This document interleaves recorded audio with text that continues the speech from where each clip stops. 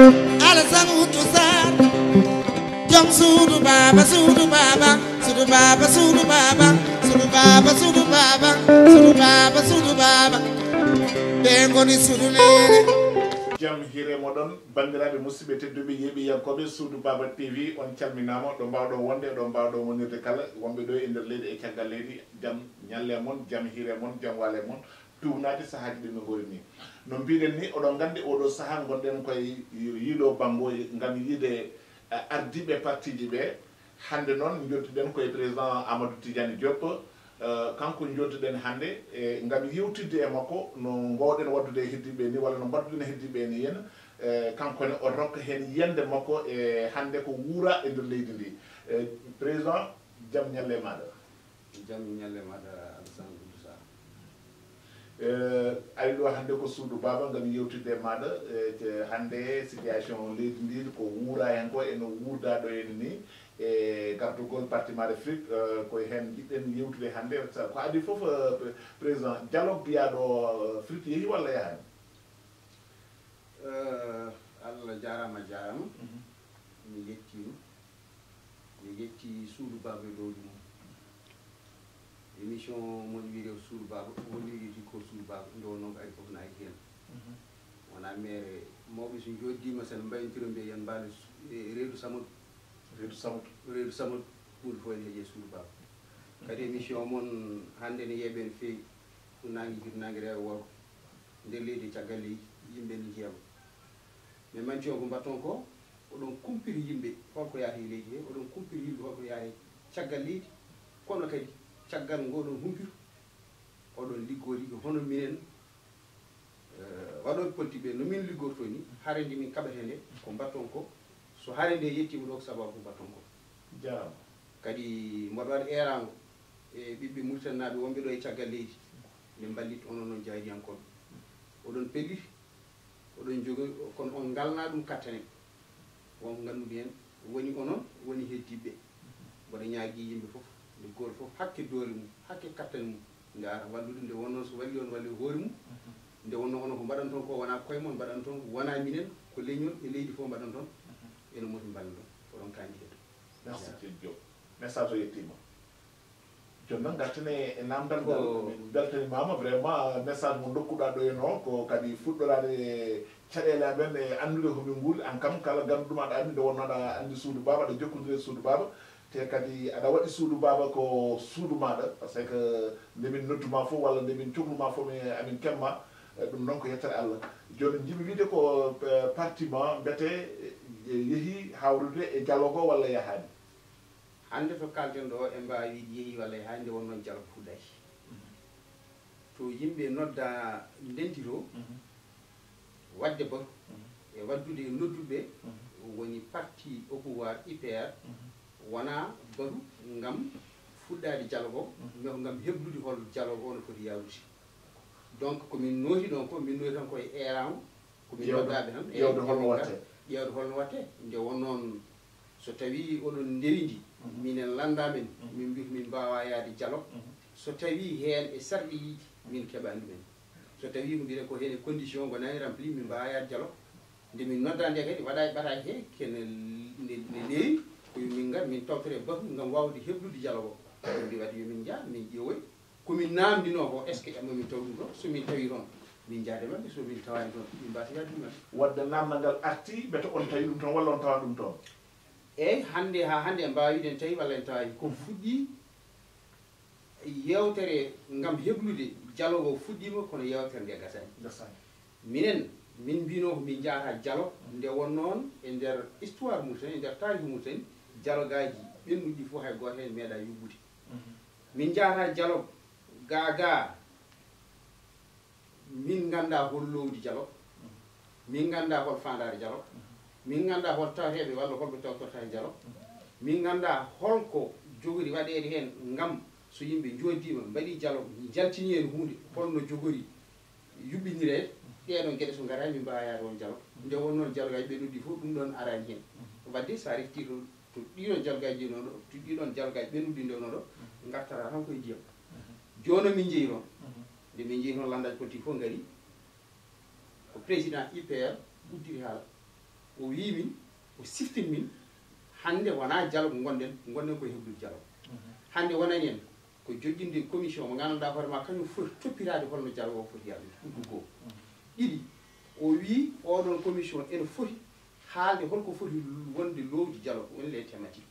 so ɗum ɓenni commission o ne foti haalde hol fotɓe tawtorede holko fotani tawtorede dialogue o so ɓenni haala mani dialogue o waɗata e holto dialogue o waɗata ɗum ɗo woni komin namino min tawi ɗum toon e nder haala kono golle ɗe cuwa yettade min keeɗima ko ɗum woni min namino amin jiɗ ɗum kono noon haalde hunde e wadde ɗum ko gueɗe ɗiɗi certuɗe enen fof en gandi haala ka an ha en yubbi ko ɗum min ɗaminno ko ɗum min jogorno namdade so tawi ɗum haalaka toon ɗum haalama toon ha hande min cabbi ñande min jogorati toon hakkude ɗo e balɗe sappo no hakkude e balɗe ɗiɗi e balɗe jeeɗiɗi no wini yontere mamin gartoro so tawi min garti no wiiri ni yaari noon so tawi kadi yaari no foti yaarude ni momin jotto kadi minen wi noon min jahan nde min jaha kono so tawi gueɗel gotel manque hen mi sikkante min jaha wadde somi faami ko fuɗɗi ɗo ko am kam no haalpulaar en mbiyata ni so tawi barme ko welata ko so tawi fasi foti koye urde e dow tugna noon nandu ko nanduɗon ko jinnuɗon tawta so tawi woodi mon tawta dialogue o somi faami e haala ma koɓe kaali toon ko way kono ko nanduɗon ko ɗum ɓe kaali ɓe mbi ɓe mbaɗa ko ɗum woni min kaali wonande ni jogorɗo heɗoyade oɗo vidéo ganduɗa hoorema heɗinomo conférence de presse o kono komin kalno ko ɗeɗo gueɗe min limtuɗo ko gonga ko min limtuno ko adi ɗum puisque dialogue moƴƴi so yimɓe jaaha yeyataw ko jooɗiɓe jappere nde laamu ngu kamin ƴetti anni yo yimɓe jaa dialogue ngam wawde dañande des solutions caɗele yimɓe goni e dow mum kono mi haalino nder conférence de presse wiide wonde président de la république Mohamed Cheikhoul Ghazouani wi Mauritanie ala caɗele sa yaha dialogue caggal ɗum ministre de l' intérieur wi Mauritanie sohlani wadde dialogue sa faami dialogue o donc way kono potsaɓe ni walla taw wonkoɓe ƴeewata hen goɗɗum kono noon kay no fuɗɗiri ni ha heeɓi ɗo yimɓen gandi anni e gongre e gonga wonande kamɓe ardiɓe ala hen heddino holko jogori laafiyade ko ɗum noon yeddi coɗɗo ko mos hakkude e yontere maymi noon kono somi faami yiyande président Diop Amadou Tidiane e nder haalluji ɗi won wiyoɓe dialogue o ko opposition hoore muɗum yiɗi yo dialogue o wat mais joni e nder haalandema ene wayno ko no wiyetno hoorejo leydi ndi ko ɓay kono obligade yo wonde par ce que ko wino ko Mauritanie ala probléme sakana waɗe dialogue premier e nder haalandema mi anda taw ko obligade o kono noon kam yimɓe fof ene laati wonde o wino Mauritanie sohlani wadde dialogue nde wonno ala caɗele kam o haali ɗum ko heddi ho noon ne wawi taw caggal mum wonko miiti walla ne wawi taw caggal mum d'abord opposition kalata ɗo o matière ene waɗi opposition ngaji kewɗi ene waɗi wonɓe opposition kono liggotto koye laamu ɗum ne leeri ene waɗi wonɓe opposition liggoda e laamu hay ɗum kadi waɗi ko dogue nde won noon ɓe jii ñanden won une partie de l' opposition APP Tawasoul CV directeur de conciliation mbi ko yahoɓe conférence de presse non astafurlah mbi ko yahoɓe dialogue ko heddi ko nande yamin fuite ko nande woɓɓe kaali mbi jahani dialogue so tawi ala ko jii donc opposition ene waɗi tati kala ɗo ne woodi mbiyama wonɓe opposition kono liggoto e laamu ɗo nder ene ɓenne jeeya yimɓe ɓenne jeeya yimɓe ɓeydiɓe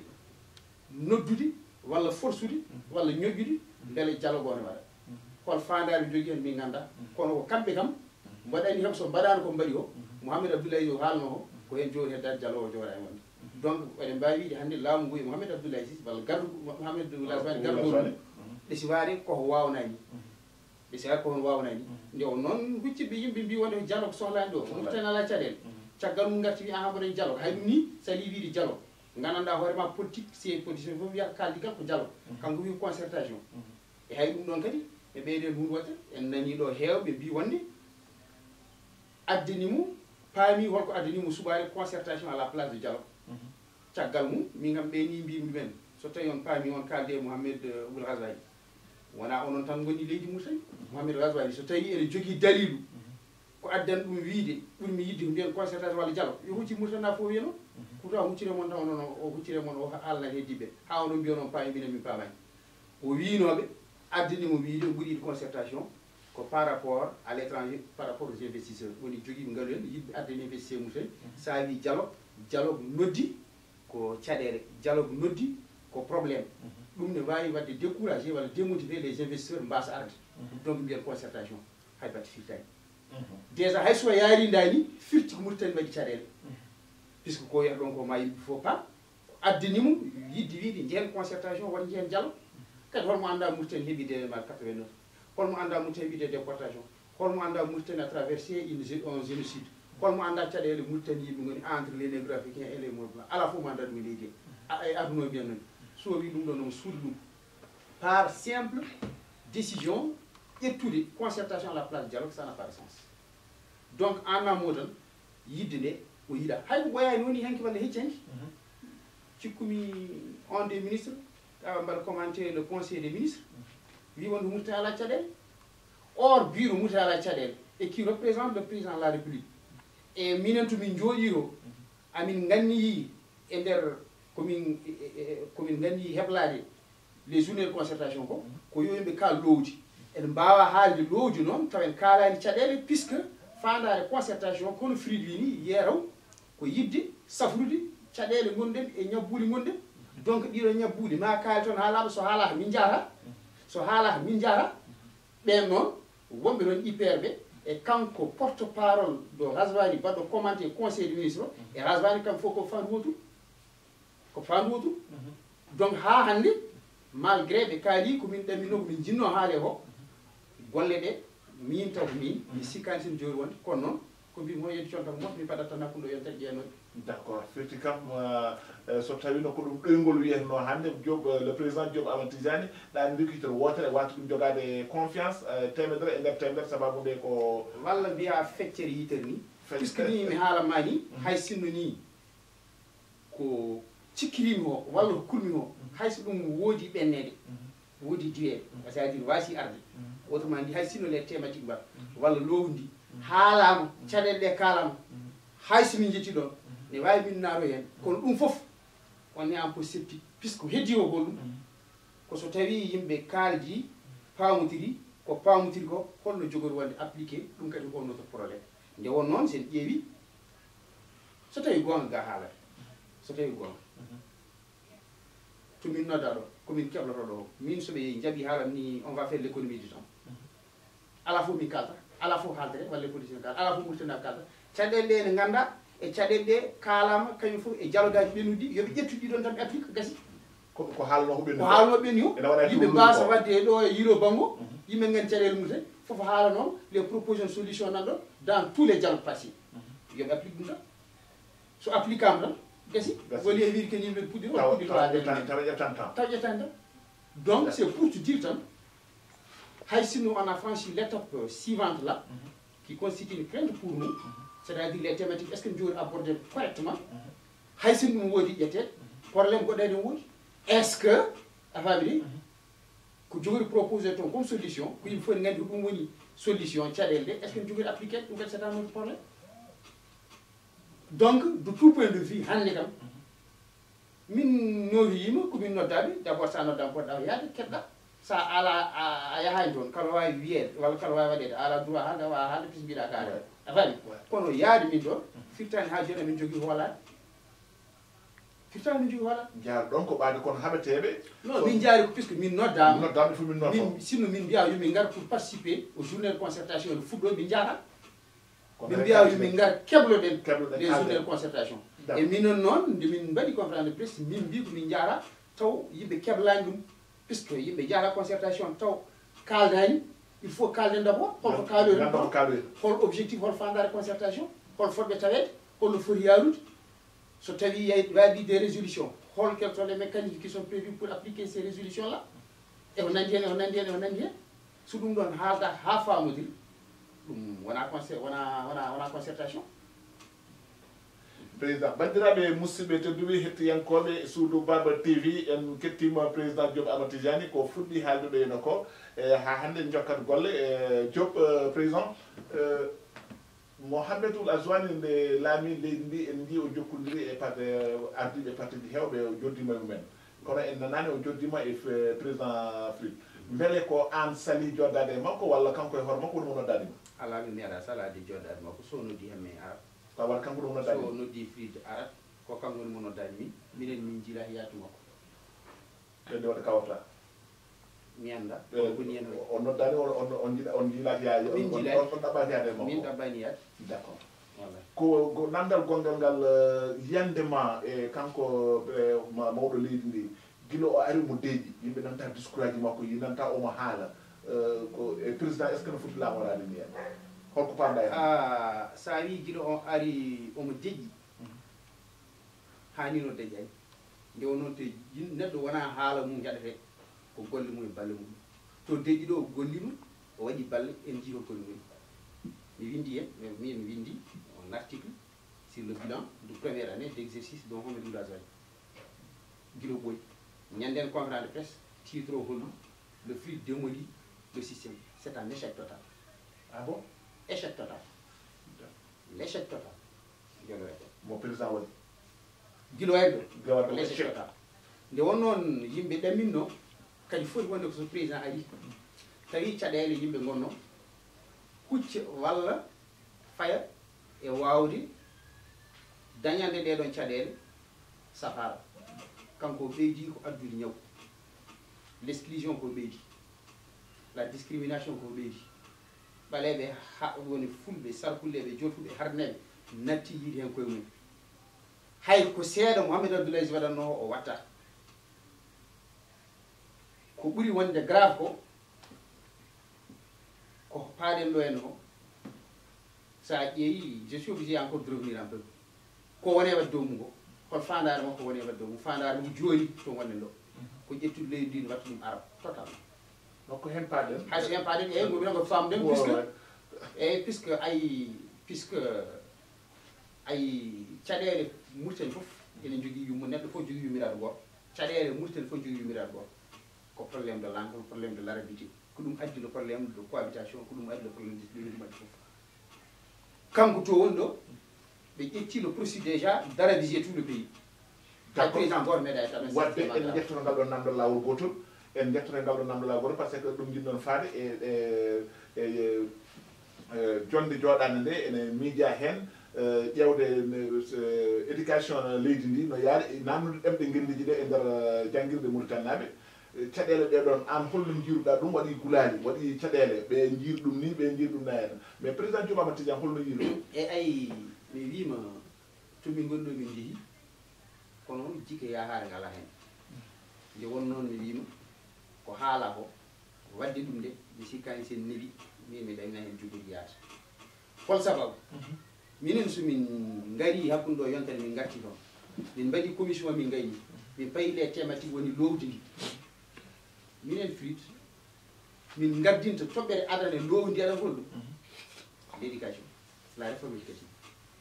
woni koɓe gone dowmu joni minen koɓe gone dowmu joni o min kalani haala mum nde won noon ko ndeɗon toɓɓere fof ɓuuri wonde important e lowdi jogordi waɗede so tawi min jaa concertation ganduɗa hoore ma jogori wadde fayida kono sa ƴeewi hannde ɓe ƴettiɗe ɗo toɓɓere guila concertation aɗani aɓene jippa hen firti ko moƴƴani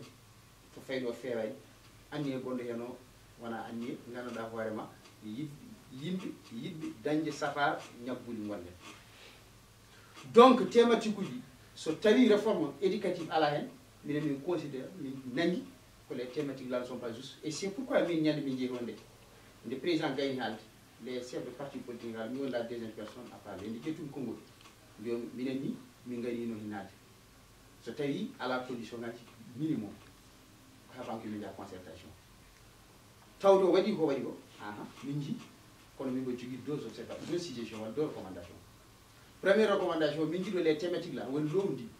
yo won fixé en fonction des besoins walla de l'objectif des concertations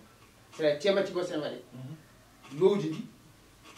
yo winde caɗele joguiɗen nde wonno pour amen concertation foti jogade fandare wotere ko réglude probléme uji joguiɗen ɗi e ɗiɗon thématique uji noon soɓe kalani haala réforme éducative ɓe mbi wonde ɗum haalama joñama min considére qu'ils ne sont pas sérieux o kelkami sikkani somin jaa ɗum ko banggue fannu goɗɗo o somi arte tan komi wone dowmu joni o ganduɗa hoorema ko nanggumi ko hunde nde wata farani wonde nde fewani nde wonno ndeɗo toɓɓere nde foti wonnoyde ko concertation to foti haalede wona ɗon foti haalede ɗum ko bañi mais soɓe ƴeewi tan to ɓe nden mi hokki commentaire am so neɗɗo wi ne waɗa réforme éducative ɓe cikka réforme éducative haaɓi tan koye aspect goto jannginde ɗemɗe ngendiji tan gasi ɗum woni réforme éducative haalde réforme éducative firti d' abord ko hon objectif ƴeewado à travers cette réforme éducative est ce que ko janngoɓe soɓe gayni jannguɓe ɓe jaltiɓe liggora walla koɓe janngata ko bagage moɓe jogui o ɓe mbawi liggorade ɗum ɓe ngalana gandal walla ko janggaten ko yaadani et ce qu'on appelle l'international le contexte international il faut fixer un objectif pour ces réformes éducatives walla réforme o ko niveau scolaire o beesi walla ko honɗum il faut fixer les objectifs so tawi fixer les objectifs c'est à ce moment là ko mbawata andude holko no ƴeewirta holko foti wonde lowdi liggey ma ngam wawde change walla wadde des réformes éducatives autrement dit réforme éducative no mbimi ni wona aspect goto il faut parler d' abord de l' éthique neɗɗo yo jogo éthique mi annda mbi toon ɗum pulaar no ɓuri andude ko liggotoɗa o yara aɗa jogini ɗum éthique aɗa gonɗin ɗum aɗa ardin ɗum so ɗum ɓenni quel est le contenu de l' enseignement hol lowdi jangde nde wona ƴettu tan c' est à dire wiide ko ƴemde gendiji yo jangi ala hol lowdi ndi il faut adapter le changement aux besoins du pays, c'est-à-dire la formation doit s'adapter aux besoins réels des entreprises. La formation doit s'adapter à l'évolution du contexte international. Alors, c'est-à-dire l'enseignement des langues nationales. Suffit pour reformer une éducation? Non, c'est pas ça. C'est pas juste. Ça n'a pas de sens. Ils ont faussé déjà dès le départ. Mais nous ne faisons pas ça puisque nous avons dit que nous avons dit que nous avons dit que nous avons dit que nous avons dit que nous avons ah bon? Nous avons dit que nous avons dit que nous avons gila mawɓe men haɓatoɓe ɗo Ibrahima Saren Mamadou Samba Dioben Kane Sayden kamɓe fof tan mi wawa limtude koɓe kaɓanto guila ɓooyi o yo ƴemɗe gendi jangi en keeɓino fartaŋe avec l'institut des langues nationales caggal mum itta guila itta ha joni hara meɗen koyo ƴemɗe gendi jangi eɗen ɗon keddo wona ɓe pini jour goto mbiya ɓe mbatta janguinde ɗemɗe gendiji wonko yomɓe miijo ko ñaguinɗo guila tan on ndewi hen duuɓi ɓe calima ɓe pelli joni mbiya mbaɗɗum il faut won fandare wonde mawde ɓe jogui hen pour ɓenninde nden fandare ɓe punten mbiya ɓe janguinde ɗemɗe gendiji ɗum woni ko jiimi o ko woni ko pamine ngo te wona mi fam tan hol fandare nde ko ɗum wona mbiya ɓe janguinde ɗemɗe gendiji ko calimɗen ko ɓe mbiya mbaɗɗum kono ɓe mbaɗa transcrire en la transcription se fera en arabe en français somi haali way kon arabiser le pulaar ni ɗum ɗum wonde grave arabiser le pulaar le wolof le soninke ɗum wonde grave wona mbino a mbaɗa transcrire les langues nationales en caractère arabe hande gonɗen e salade ɗum ɗon way kono ɓe mbayli jingiral ngal kaɓantino ngal ils ont changé déplacé le contexte de notre combat hande joni yimɓe fof nana kaɓano wonde ɗemɗe gendiji mbatta e transcrire en langue arabe c'est déjà fait en latin oɗon combat woni combat men hande kamɓe ɓe gandi waɗ sifen ma en mbatta hen kamɓe ɗen hen iyam merouf hen fof waɗa waɗe transcrire ha ɓoye mbiya min jaaɓi on va plus transcrire yimɓe garta ɗo gonno les langues nationales ɗen gendi ɗe janggirani puisque ɓe calima waɗi ɗum ɓe calima waɗi ɗum transcrire en langue arabe mi anda so fami ko kani ɓe kala en ɗum mbiyen en beltima ɗemɗe gendiji men natti waɗede transcrire en arabe kono ɗe jangga or ko ɗum wonno haare men gila tan yo ɗe jangi c'est ça le problème c'est ça le problème c'est pourquoi somin jeyiro soɓe considéri ndeɗo toɓɓere si réforme éducative ko waɗa ene gayna walla ɓe gadni min to les résolutions walla les rapports issus de ces consultations là minen min kettawde min jaɓata mbiyen ko mbatten nde won noon caɗele murten fof c'est autour deux choses la langue et l'arabité yo yimɓe paam ko ɓeydanmi e ɗum ɗo ko la volonté de système là de ce régime là c'est pas puisqu'il tient trop à l'arabe non c'est pas ça s'ils arabisent le pays fandare mabɓe ko ɓeydade ustuden nattinde en woodde e ma 89 hende portable lowdi so ari komin namdoro ɓen so ɗum ala hen min jaara entre parenthèse e diɓe jeeyi immigration wonɓe ɗo seeɗo nande men anduɓe français ganda arabe ɓe so jeeyi processus arabe c'est fini so hawre an a yahani retraite ganduɗa français ɗigarɗa français tous les documents tout est fait en arabe saɗa jogui possibilité yaade hoɗo caggal leydi tan sa nayi haɗa gandi ti déci sa ala sa nayi entreprise privé a ƴettira hen état sa nayi ƴettira puisque tout le concours fait en arabe ko ɗum addinimi artude hen kadi wiide caɗele murtani foof koye probléme l'arabité l'exclusion koye arabité discrimination le reste foof c'est à travers la langue désormais le concours fait en arabe entièrement min français o somi ummimo libremi joni ɗo so concours goɗo waɗama somi yiide ligade so arabe waɗama min mboɗo wawi yaade mais ɓawa somo joguino la possibilité d'aller vivre en France je vais aller puisque j'ai une famille là-bas ɗum dokkumi exemple min goto kono doole hem no mbayata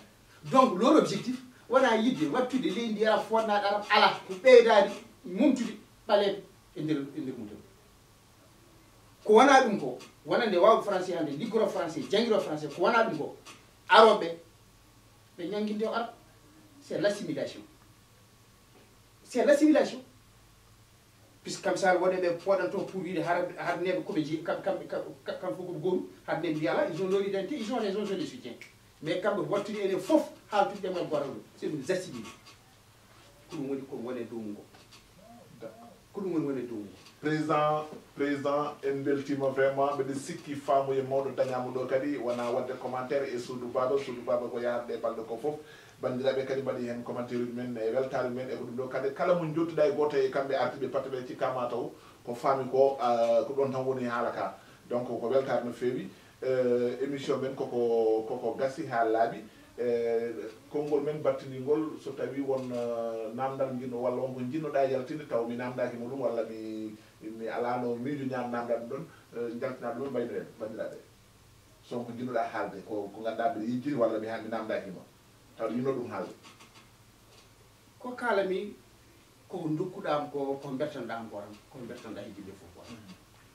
ko kalɗa ɗo ho walla ko gonɗon e dow mum ko Soudou Baba ene moƴƴi mbawmi wi tan walla mbawmi erade tan ko ɗawaɓe ko fulɓe sarkuleɓe jofluɓe e harneji kono goto fof kadi jogui caɗele mum hakkude men e harneji enen mbire négloke en harneji ɓeɗo apport esclavage enen ko affaire le racisme d'état discrimination e rewen mbawmi wajade yimɓe tan ko yo ɓeydo miijade yo goto foof ardin hakkille so tawi en mbaɗa hande ham ko mbawɗen haɓanade foof wona pour meɗen ko pour ariyoɓe kono suhaɓe so woɓe tawani ɗo hunde ko poti tawde ɗo ho caɗele ɓeydantoɓe tan jimmi famdu tan ko hande sa yi yettima to yettiɗo komi waɗe wadde dow mum ko sabu waɗi sababu fulɓe mbi ko sabu en kawrani ko sabu en ndendani ko sabu en pamodiɗani mo haalani ɗum fof haalani ko yimɓe so ndenti tan hayso namdaki guittande gueɗal mumen ala haalde pellita ɓeyde sa ƴeewi hande enen mbiyami fof ndendi jaam peccar bone jogorɗo arde o walla garɗo o heddi ham koko ɓeydo o so tawi wonde eɗen ndentuno ɗum wodatam ƴettatam doole meɗen ko pecci kamɓe walla neɗɗo foof ko mbiyata ko la division mieux divisé courrier kamɓe ils n'ont pas divisé ils ont compris que ne divisé on se comprend pas on s'entend pas c'est ça la vérité c'est ça la réalité enen ɗawaɓe fof sen ndenti en pamodirani en ndentani on n'est pas sur le même chemin on n'est pas dans la même direction on ne livre pas le même combat face au même ennemi goto meɗen fof foti wattude hakkille anda kono haɓat koye oɗo systéme ganduɗa yiiɗa heddiɓe sona kañum eragam tan ko wiide goto fof yo won ko wonno goto fof yo hedduɗo heddino goto fof yo gonɗin ko woni ko kono à un certain moment on est obligé tous de regarder dans la même direction nde wonno ko firen goɗɗum fiyata goɗɗo mon famodirani ko firam ko ɗum woni ko firen ko ɗum tan jogui mboɗo waji jarama président Diop Amadou Tidiani ene wayno a namdima wonko jiɗɗa walla wonko firti sohli e nder dialogue o lowdi ndi an joni holko foti wonde lowdi moɗon holko poɗɗon holko jiɗɗon waya jarama Alassane lowdi ndi ko haalte hon koni heewi kono mi ƴeewi jubbande men seeɗa hadam haalde ɗo ndi noon mi siftinma Mauritanie hannde to gonɗen ɗo ɓuri sohlude ko mbiren ko dialogue social et dialogue politique nde wonnoon sa ƴeewi dialogue aji mbaɗoɗo ndi fof politique ko les politiciens tan garata ene jeeya ko gonga ko haɗi dialogue aji ɗi fof yettaɗo poti yettade ɗo kono wadde ɗum tan politicien tan kertoro ɗum koko heeri ko mambana politicien tan ko ɓuri hewde ɗum ɗon d'accord donc dialogue social o ɓuri sohlede dialogue politique o ɗum ko goo ɗiɗi lowdi ndi min jiiɗi ardinde fof ko la réforme éducative nde wonno kañum woni caɗele fof le problème des langues le problème de l'arabité ɗum woni min jiiɗe ɗo ardinde min deftini hen ko heewi caɗele nde nde ganda séri kiran kono noon ko ɓuri wonde important ko hol fotɓe tawtorede les journées de concertation woni dialogue so tawi tan haali koye politicien hertora koye politicien ji minen mi jara wala dialogue amin namni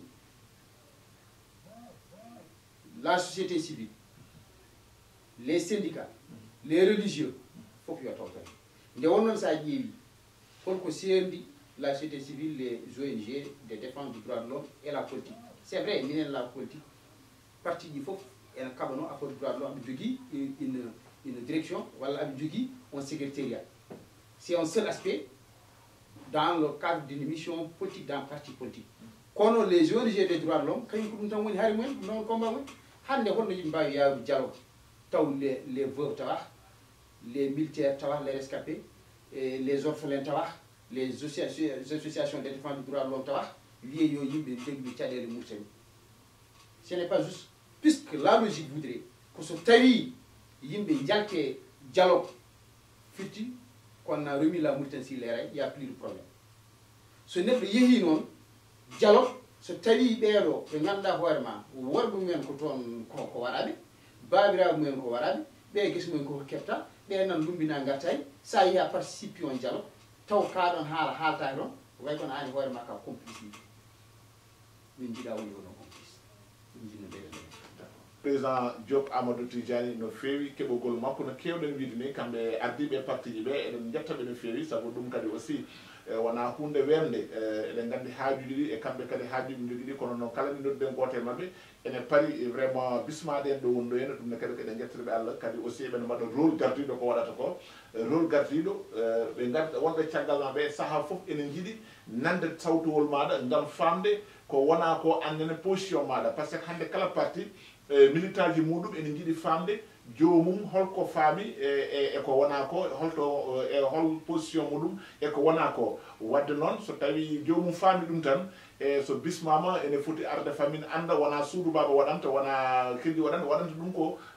militant ji wonɓe caggal ɓe murtannaɓe kadi en cohli mbeɗa jeeya hormade murtannaɓe e teddinde murtannaɓe kadi ene jeeya vraiment hettade no kala ko kewi ɓe paama anne ko gonɗa e dow mum konde wonno wona en waɗi hoorema président amin mbima Allah jarama a jarama min beltima vraiment e garangal amin ɗo e galle ma min beltinima kadi aussi namde ɗe no jaborɗa ɗum ni min beltinima amin ñagonoma Allah yo Allah junnu balle moƴƴina battani e ko gonɗa e dow combat gonaɗo o kadi yo Allah rakke jofnude combat o no jiɗirɗa ni ene woni sago bani bandiraɓe musidɓe tedduɓe ɗo e micro o ko musidɗo moɗon Abdoulaye Ibrahima Sarr ɓurɗo lullirde e Alassane Woudou Sarr ɗum noon Allah jarama on jarama yo Allah rokken kadi wattude oɗo saaha goɗɗo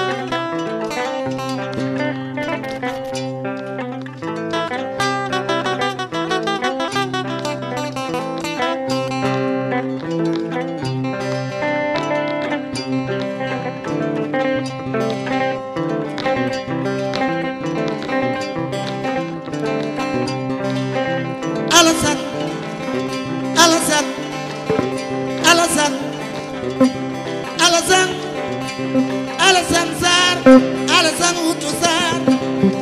jom suudu baba suudu baba suudu baba suudu baba suudu baba suudu baba suudu baba suudu baba ɓe goni suudu nene